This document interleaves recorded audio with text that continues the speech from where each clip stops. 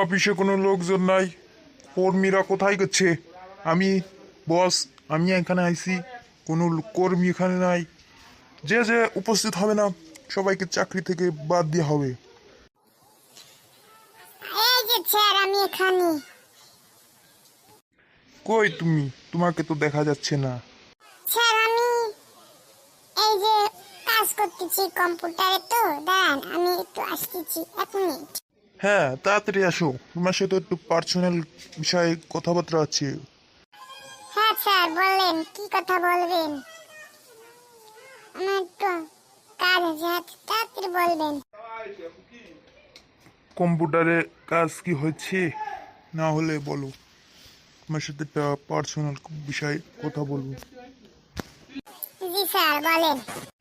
ওই যে আর কর্মীরা কোথায় গেছে? তুমি একা, ওদেরকে বলবা সামনে মাসের 3 তারিখে বেতন দেওয়া হবে, বুঝছো?